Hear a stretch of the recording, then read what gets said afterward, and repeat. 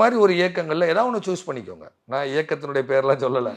Daily போராடுறது, மக்கள் போராட்டம், மக்கள் குரல் கொடுக்கக்கூடியது. உங்களுக்குள்ள அந்த சிந்தனை இருக்கான்னு. கரெக்டு சார், எனக்கு அந்த சிந்தனை இருக்கு. அப்போ அந்த இயக்கத்தில் சேருங்க. அடிக்கடி மறியல் போராட்டம் நடக்கும், அங்கே போய் கலந்துக்கோங்க. காலைல கைது பண்ணி சாயந்தரம் விட்டுருவாங்க. தோசை விளைகிற எப்படி மாசத்துக்கு ஒரு போராட்டம் போயிட்டு இருக்காரு. மாசத்துக்கு ஒருக்கா அவருக்குள்ள அந்த கொள்கையும் இருக்கு.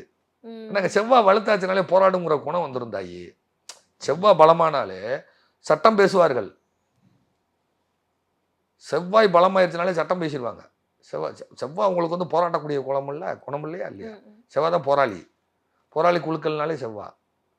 கம்யூனிச சித்தாந்தம்னாலே செவ்வாய். கம்யூனிச சித்தாந்தம் அப்படின்னாலே செவ்வாய். ஸோ அந்த மாதிரி ஒரு போராட்ட குணம் கொண்ட சமூக சிந்தனையும் மக்களுக்காக போராடக்கூடிய இயக்கங்கள் ஏதாவது ஒரு இயக்கத்தில் சேருங்கன்னாரு. ஆல்ரெடி நான் இந்த மாதிரி ஒரு எண்ணம் எனக்கு இருக்குது சார்னாரு. அந்த இயக்கத்தில் சேருங்க, ரெகுலராக போராடுங்க, போங்க. மக்கள் சிந்தனைக்காக உங்களுடைய சிறை சென்றது மாதிரி இருக்கட்டும். நீங்கள் சிறை சென்றவங்க ஜாதகத்தில் எடுத்து பார்த்தீங்கன்னா இந்த 4ஆம் இடமும் சந்திரனும் பலம் குறைஞ்சிருக்கும். 12ஆம் இடம் வளர்த்துருக்கும், அல்லது 12 பலகீனமாக இருக்கும். ஸோ அவருக்கு பரிகாரம் நான் என்ன சொன்னது, போராடக்கூடிய இயக்கத்தில் சேருங்க.